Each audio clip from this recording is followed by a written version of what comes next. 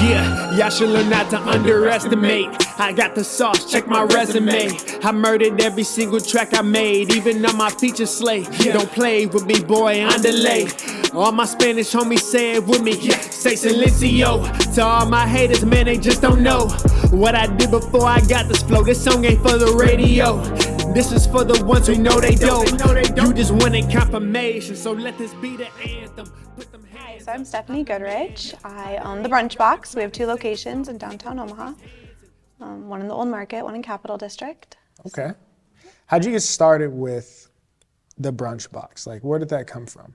So I grew up in Omaha. I went to Miller North High School, and then I went to UNL for undergrad, master's, and doctorate. And my passion has always been inclusive practices. So when I went to Miller North, I volunteered in their special ed class a lot. And by my senior year, I really wanted to take my peers out into the community because we had open campus. So half the day was spent in the class, and then the other half you could go home. So I had the great idea of taking my peers out into the community, and the teacher had like papers to sign and waivers, and we were all going to Burger King, loading up in my car, and we get there and I realized that none of my friends that were in that classroom could order food independently. So I'd say like, hey, okay, like order, and then they'd look at me and I'm like, oh shoot, you probably need a picture menu. So I'd ask Burger King like, hey, do you have a picture menu? No, they didn't. So they had the pictures up on the board, so we were trying to like, and that kind of sparked my interest of how can everybody access and navigate their community. Okay, I like that. And could you explain to some people who may not know what it means? What is all-inclusive? What is that? Yeah, so inclusion is like a very broad term, but in terms of like disability, it's just anyone of varying abilities being able to interact together in the same space. Okay. Yeah. Nice. And this passion came from when you were in high school, yeah. And your peers, you noticed, couldn't do certain things? Right. Okay. And is that what started the idea of wanting to start a business this way, or that just started your passion for wanting to include people? So that was my passion for becoming a teacher, I'd Okay. say for sure. So yeah, I went and I taught at Central High School, and I taught there for about 4 years, and it was in typical classes. It just, some kids need more support with reading or math or writing, and so I would help in their classrooms, like to make sure all the kids understood the topic. Nice. And then from Central, I went to the transition program. It's for 18 to 21-year-olds with disabilities. And that is where that matched back up with Miller North, because our goal was to get all of those students into the community in a truly inclusive way. So working in the community, navigating the community, using city transportation. So just how do you live your adult life, basically. And then from there, I did 5 years in OPS. And as we all know, any government agency has a lot of red tape to it. And what is OPS? Omaha Public Schools. Okay. Yeah, thanks, sorry. So there was only so much I could do from the inside as a teacher. Yeah. So when I left in 2019, my goal was to create more from the community space and bridge it back to our students. Okay. And so that's kind of how the Brunch Box was born, in addition to some other businesses that I was working on. And that's how it was born. Now, what is the Brunch Box? Yep, so it's just a cute little restaurant downtown. Again, we have the 2 locations right now, but we serve brunch food. We're open during the week, and then the weekends we're open until 2 a.m. Okay. And our menu is different than pretty much anywhere else in the U.S. We have traditionally made food, which is the whole menu, or every entree can be made vegan, or it can be made gluten-free. And the decision for that, again, was based on my students and their dietary needs and preferences and restrictions. And so it's really hard to find a place where everybody can go and eat the same types of things. So most restaurants, they have a very small menu item, like here's the gluten-free section, and the vegan section is like a salad and french fries and maybe some vegetables.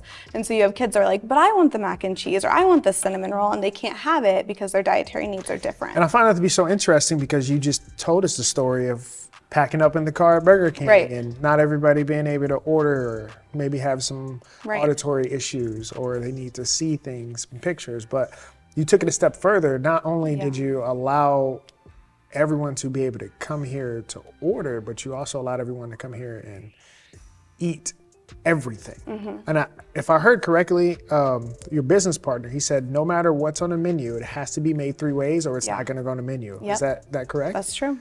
Okay, I like that. That's actually so intriguing to me. I've never heard of that idea before. Yeah. I never thought of that idea before. Okay. I wonder how many people actually wanted to do that and they just never did it. Right.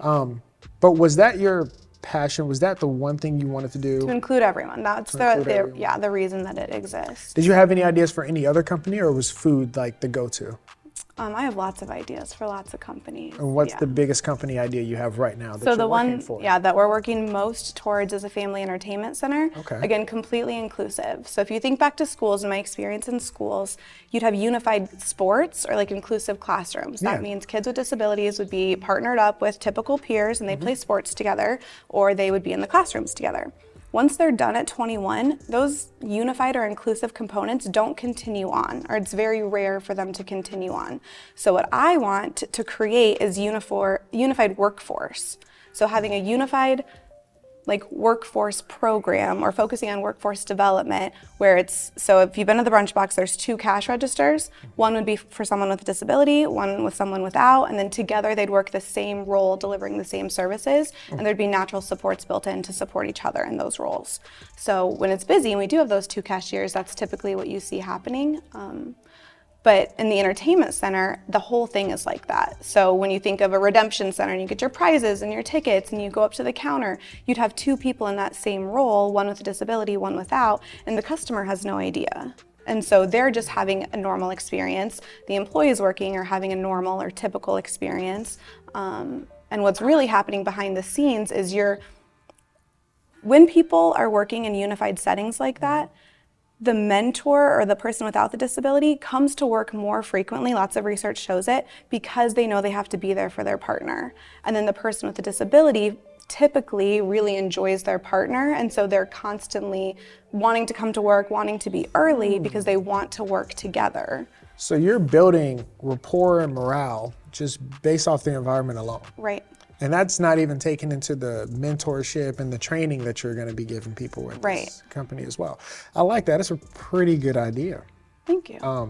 Yeah, but it'd be like super fast go-karts. They go up to 40 miles an hour. You have to have a helmet to be on the fast track. Now, how are you going to do go-karts? Like for someone, let's say, is a paraplegic? Yeah, so we have hand controls, actually. So the company that we work with, it's K1 Karting. We've selected them based on their ability to outfit all the carts. So let's say we have the Paralyzed Veterans of America chapters coming in. They're all gathering in Nebraska. Many of them drive instead of fly because wheelchairs get broke a lot. And they want to race their friends. If they have loss of lower limbs, they can't typically race. But with our hand controls, they sign the waiver like everyone else, and they can use those for gas and brake. And then there's a Hoyer lift system. So it's like a string thingy and it comes down, so you can get suited up in that, and it can drop you into the cart if you can't like walk into the cart.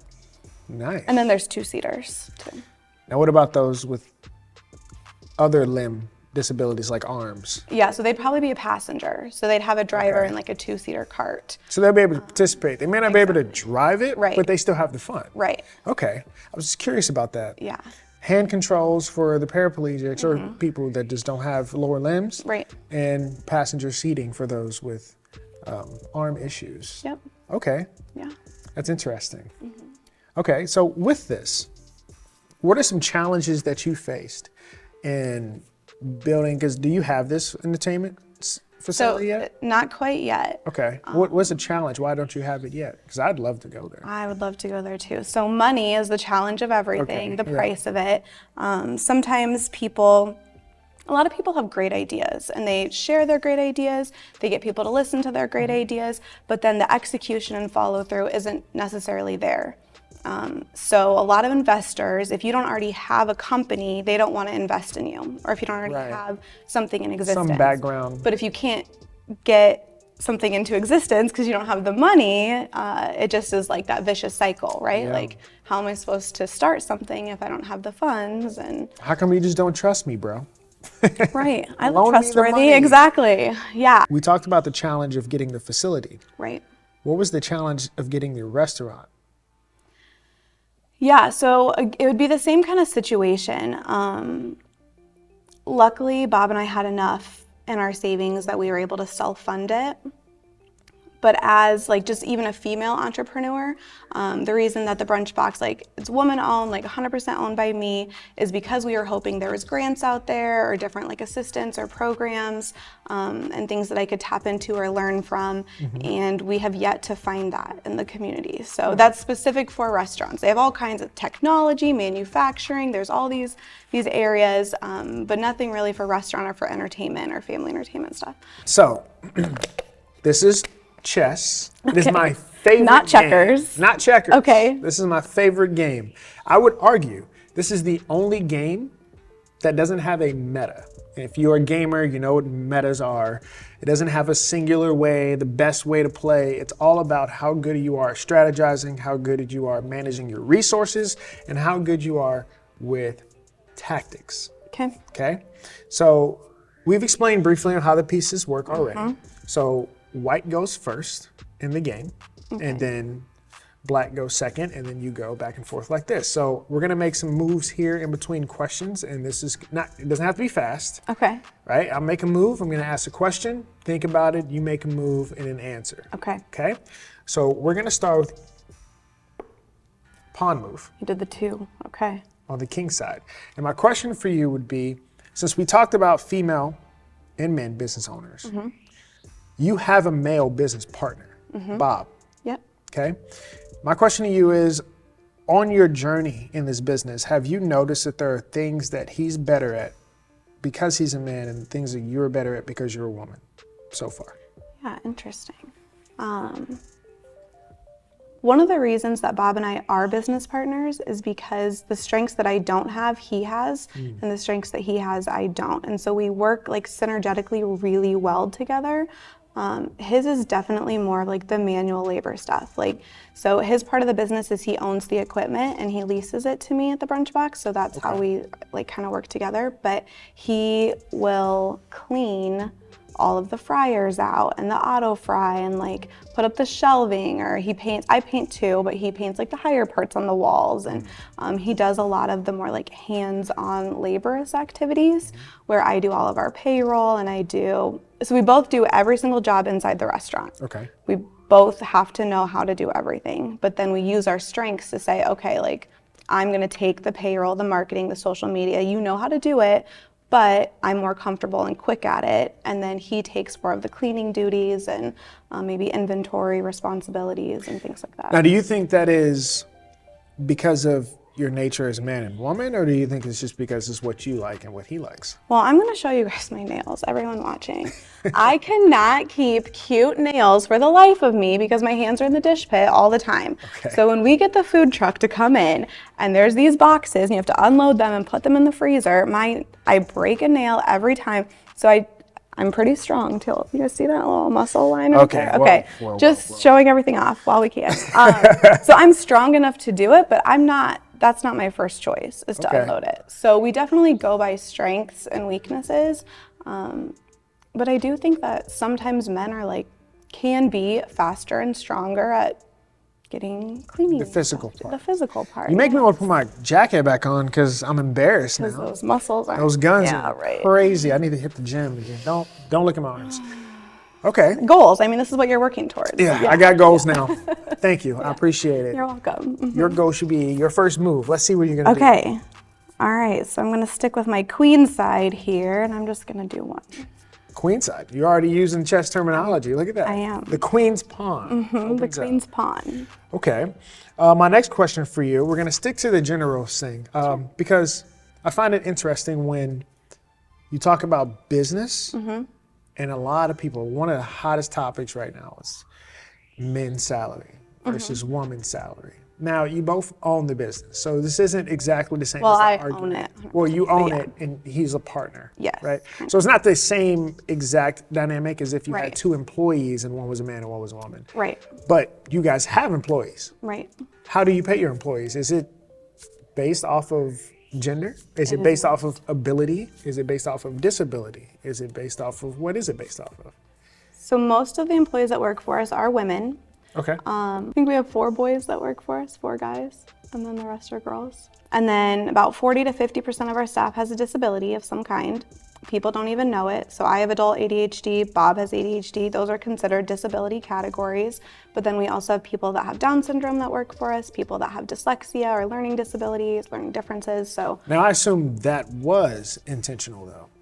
Kind of and kind of not. Some of the people that I had hired, I didn't even realize that they were getting support in school until they disclosed that information. Okay. Yeah. Other people, because of my career in OPS, they applied because they wanted to work with me. And so I already knew about their disability, and I was like, yeah, like I know exactly the right role for you to have in the business. Okay. But everyone starts out at the same rate. Come down here to Omaha, you got a job. If you like 1350. all inclusion. Yep. After your next move, have you experienced any bias when it came to genders in the workforce before you even owned your company? This guy can go. An L shape. You can go here? Correct. Okay. Thanks.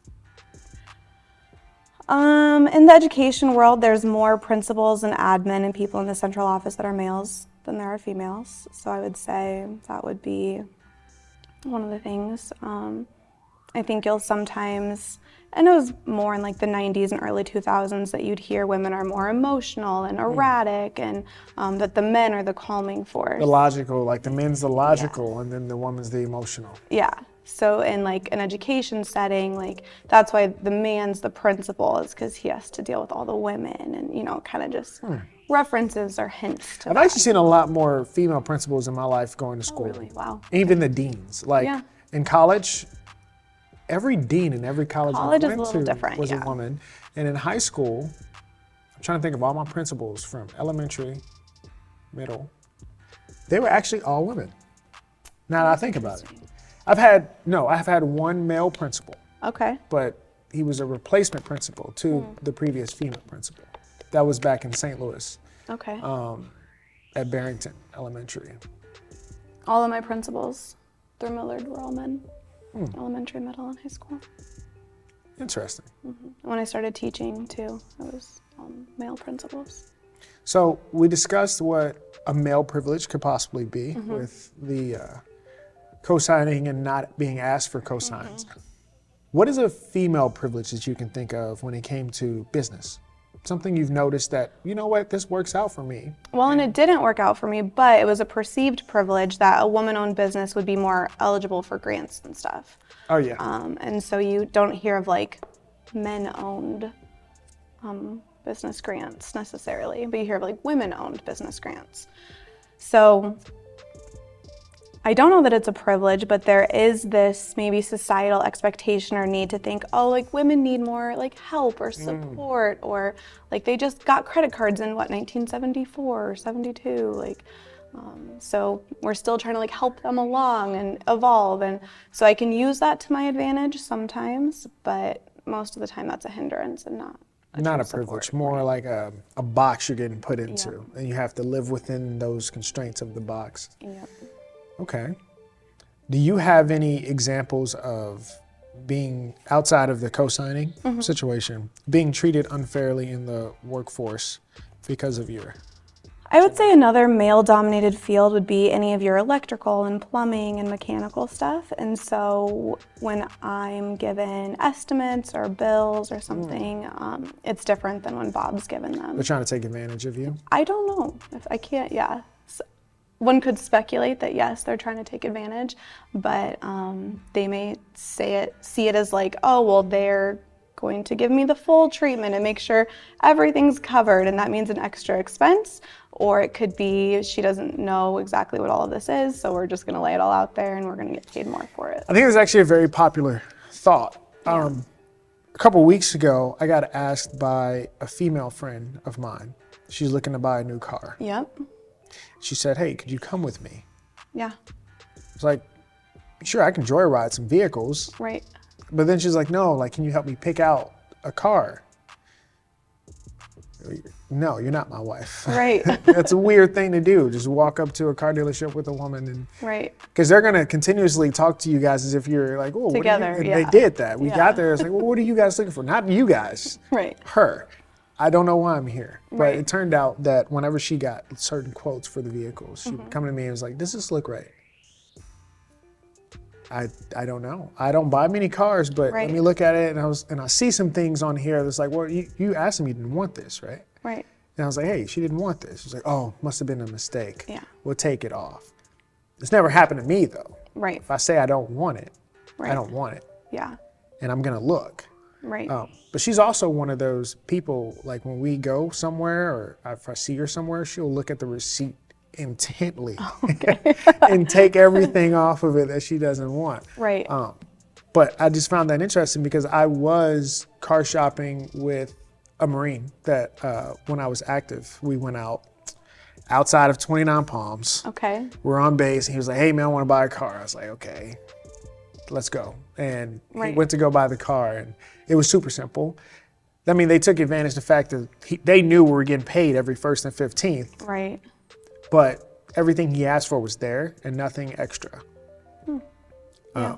So that's something I have noticed. Now, of course, this is just one test each. I've only went there one time with the woman and one time with the man. Exactly. So it may not be a thing, but it's talked about so much. And then when I experience it, it happened. Right. It kind of leads me to believe there might be something there. Right. Right? On that, though, your next move will be, it's tough. It's tough. No one's getting pressured yet. And what does this guy do? That's your bishop. It can move diagonally, but it has to be open square though. So you can't jump. The knight's the only piece that can jump around pieces. So this is your only open diagonal. This one? Yep. You can move as far down as you want or as short as you want, wherever you want to put it. So it just has to be open. So you open that space there. All right. So you're challenging my bishop now, light square bishop. Are you an aggressive person?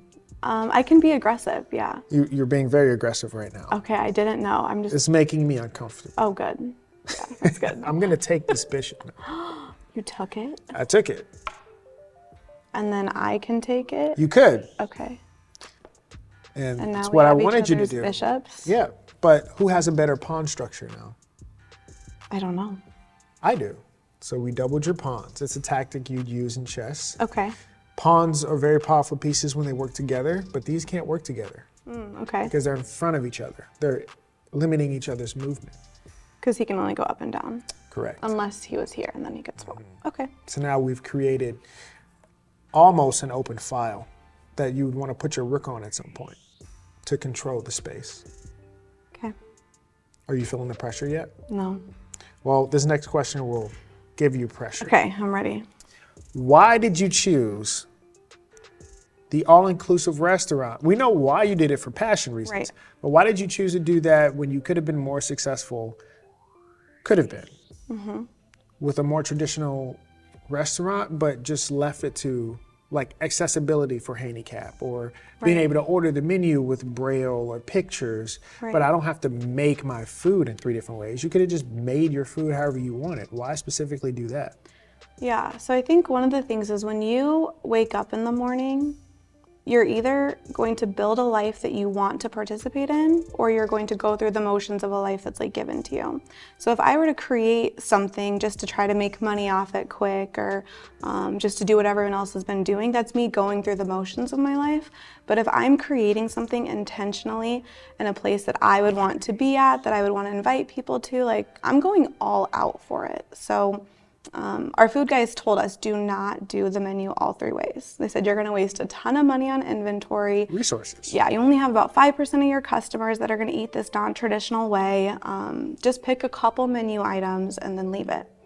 And I was like, no, I'm not doing that. So I was like, if one of my kids wants a cinnamon roll and they're gluten-free and another one's dairy-free and another one's traditional, like they're all getting the cinnamon roll. So I did it. 28% of our customers eat non-traditionally, so it's about 1 in 3, 1 in 4 come in and eat non-traditionally. And I also feel that with the shift of COVID in 2020, people are really prioritizing like family and experience and stuff. And so if you aren't creating an atmosphere that includes everybody, you're creating an atmosphere that excludes people.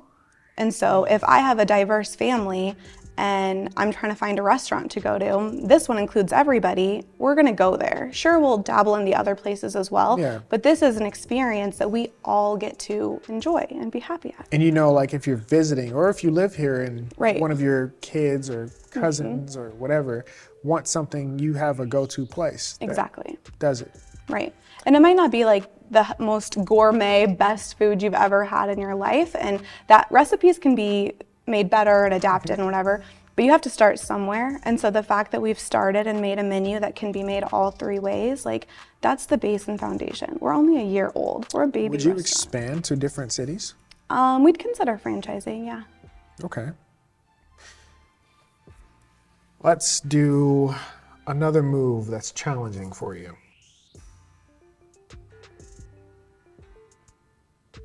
Okay. So, next question for you.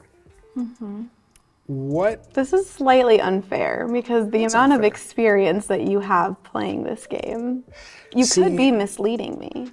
I am playing casually. Okay, this is casual. Okay. Yeah, it's to open up your mind and get you thinking, right? Okay. We ask a question, you answer, you move. We ask another question, resets your mind, questions, and then you reset your mind. Okay, it's just a mind reset. Got it. It's just a little exercise, right? Just to break up the monotony of answering. A lot of these questions you've probably heard before, because like you said, your cooks told you not to do your menu 3 ways. It's a waste of time, it's a waste of resources. But with that though, have you found success in doing it the way you thought? Do you make money or do you lose money? So we don't lose money, so that's good. We don't make money yet either. The first 2 years of a restaurant are very tricky. 80% fail within, I think, the first 5 years. Okay. But 2 years is like the hit or miss mark for it. So no, not making money yet, not losing money, which is good. But again, that inclusive piece. So Omaha is a very foodie town. Like there's so many great restaurants in Omaha.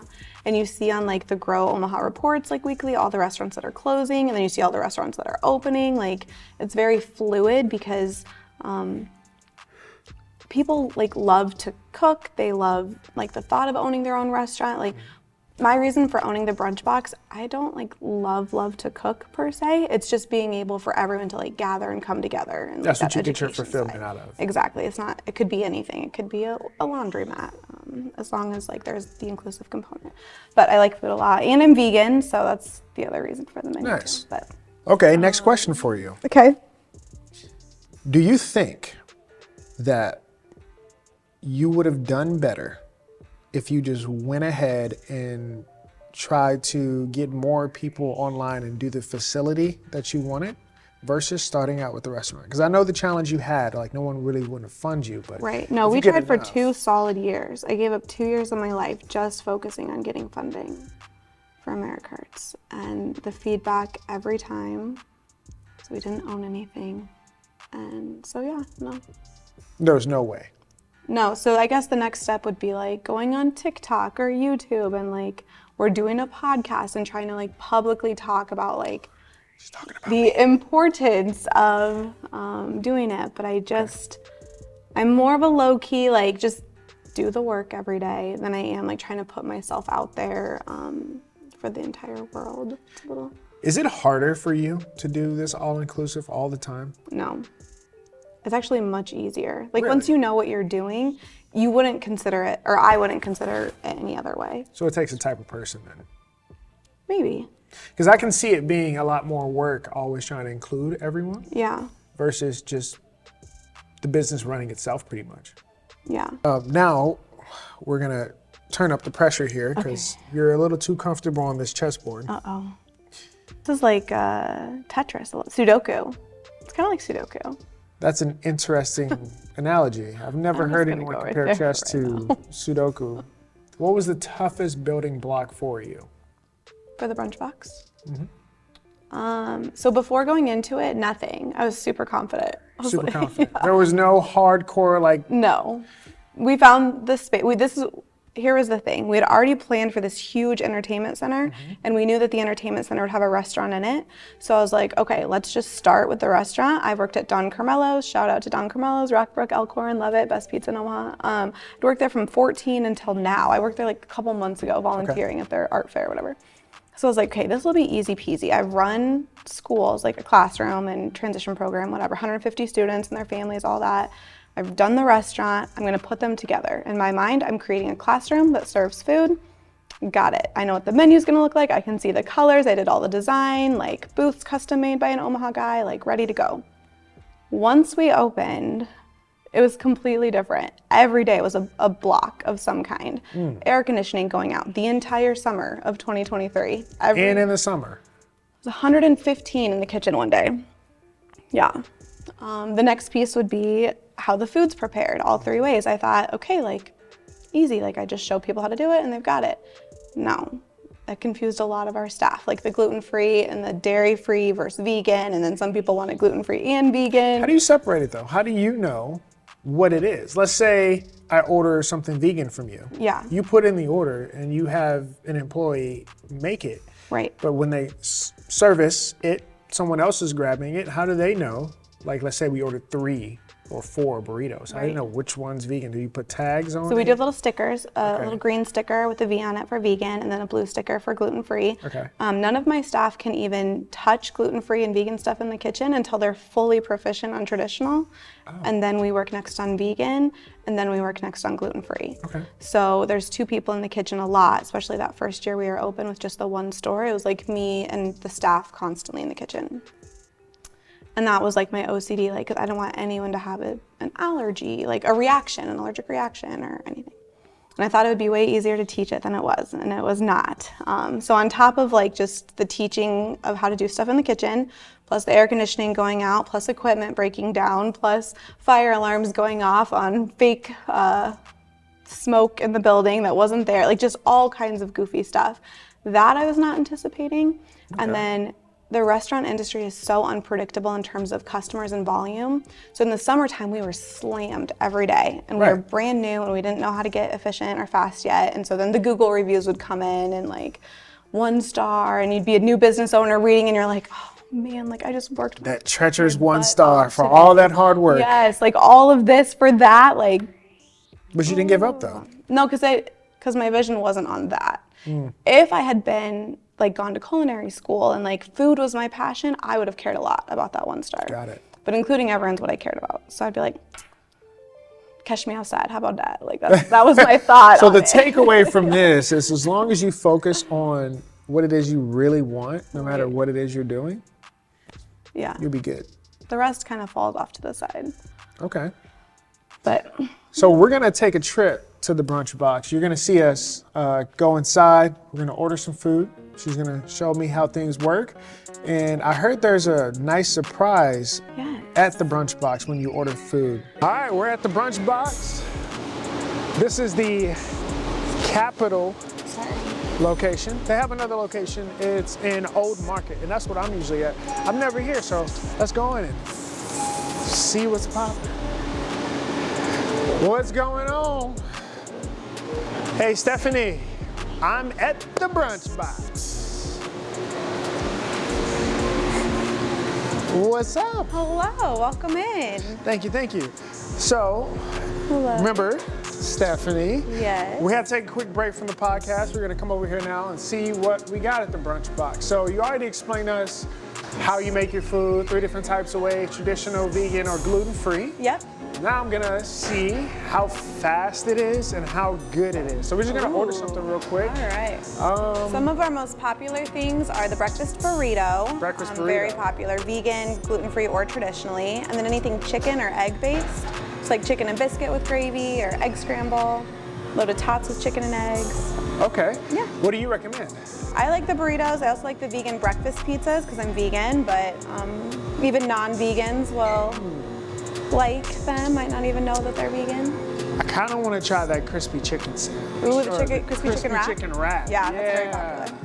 Let's do the crispy chicken wrap. I like that. Do you want me to surprise you with whether it's traditional or vegan? Or Yeah, surprise me. Okay, all right. We're going to see if we like it no matter what. That's pretty cool. So this is Miss Bella.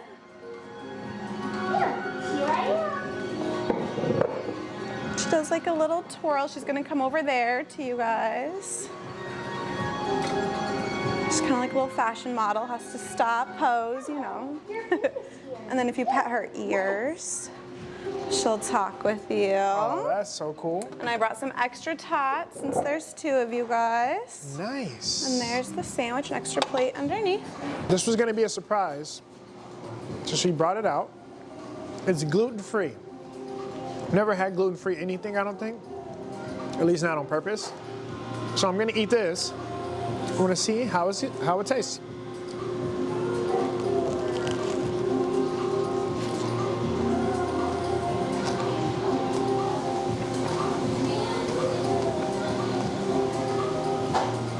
That's really good.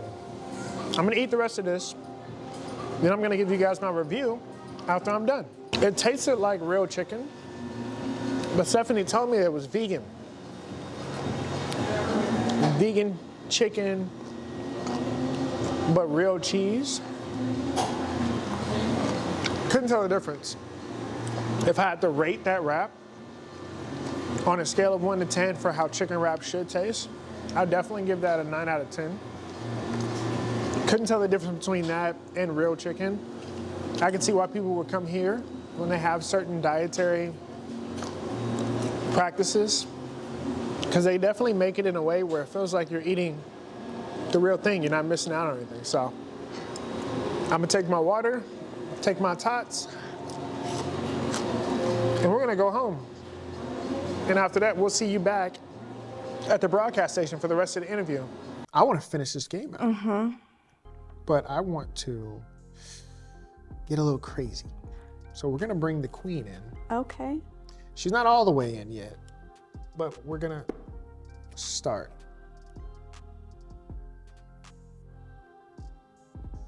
What is something you wish you knew before you started? For the restaurant? And this is for the business, the people who want to start their own businesses out there. What's something you wish you knew before you opened? I wish I knew how to do more of like the accounting and organizational side of the business. So I don't have like a business degree or a finance degree, but I do all of our own accounting, and we use Square. It's a point of sale system. And so that first summer, Square was supposed to be paying our sales tax for us. And I kept getting notices in the mail, like the first month, second month, like, you're late on your taxes. Right, like unless it's been submitted online. I'm like, oh yeah, like we use Square, they submit it online. And then I got to the end of the summer and it was like September, and I was like, I think I'm gonna call them because I don't feel like I should be getting these letters. And I called and they're like, no, Square hasn't submitted anything. And then I called Square, I'm like, whoa, like I just got all these letters, like what's going on? And they're like, oh yeah, some form didn't process correctly. No, we haven't submitted anything. I was like, oh, okay. So then I of course had to pay all of the money from the summer, which I did. It was fine because it was busy summer, so it was great. But if that had happened in the winter time, it would have been a completely different situation. Like that, I think not knowing the back end of like finance and business and accounting and all of that, that can be one of the downfalls for any entrepreneur. Like whatever you're starting, if you don't have a strong base in that, then any move you make like is tricky. And I have the fortune that I'm married and my husband, you know, takes care of like the bills at home and the house. So if I don't make any money at the restaurant, I'm not going to be out on the streets or homeless. Where other people, if they tie their livelihood to the business, yeah, it gets really rough. It is your turn. I brought the queen in. Or actually, right, I thought you just moved your pawn? Yeah. It is my turn. Okay. Oh no, it's yours. I moved my pawn forward. Back to you. And can this one go sideways? Yes, it can take. So here's the thing, there's a lot of people that can mentor you and give you good advice, which of course is appreciated. But I want someone that like is leading with integrity and character already, that I can see the path that they've made and then follow in that path. So there's been a lot of women throughout history that have paved the way for others to come forward and to bring others with them. So the leader that I pick, I want them to be someone that's brought with them, because that's what I want to do as well. Like any move that I make, even from a business perspective, like one of my main cooks right now at the Brunch Box was a former Central student. Her name's Vanessa. Shout out to Vanessa. You're doing a great job, Vanessa. Yeah, you are actually. Thank you. And so I have other people in my life that have come with me because they see the importance of inclusive practices. Okay. So, like if there was Miss B, Rose Blumpkin, if she was still alive, she would be one because she, in the time that she created Nebraska Furniture Mart, it was a time where it was a male-dominated world, and she had come from another country, and English wasn't necessarily her first language, but she just persevered every day and like did what made her happy, and that's how she grew this like huge business that she later sold off. Okay. But it was integrity-based. Like she wouldn't get pushed around, and she, I don't know, she was a pretty cool lady for Omaha. So, two things. The hardest, or not the hardest, but the one question that really made you doubt doing this? I didn't doubt it. You never, nothing made you doubt it ever. I know, it sounds like really cocky or confident, like in a arrogant way, but I believe that seeds are planted in everybody, and those seeds are watered or they start to grow or whatever, but they're still like only specific to you. So that vision, that seed that I have of this entertainment center, the restaurant's just one step that I have to master to get me to that one. And so now, not that anyone can master anything, you know, like no one's ever a true master, but do I have a handle on how to operate one? Like, yep. Can I make it inclusive? Yep. Is anyone else in the US doing a menu all 3 ways? Not that I've ever heard of. So if you guys know, please let me know of other restaurants that are doing every entree all 3 ways. Put them hands up, I'm the man.